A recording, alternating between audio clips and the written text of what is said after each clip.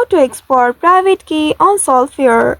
Hello and welcome back to our YouTube channel How to Tutorials. In today's video, I'm going to show you how you can export a private key on your Solflare app. To do so, first of all, you'll need to open your Solflare application on your mobile device and make sure you are logged into your account. Once you are logged into your account, you will land on this home page. Here at the top left, you'll be able to see 3 horizontal bars. Tap on those 3 horizontal bars and now you will reach to this page. Here you will need to tap on the edit button or the option at the top right. Once you tap on it, you'll be able to see the 3 dots at the right side of this main wallet option. Tap on those 3 dots and at the bottom you will see this pop-up menu. From this menu, here you will need to locate export private key option. Once you find it, tap on this option and now here in this page you'll be able to view your private key.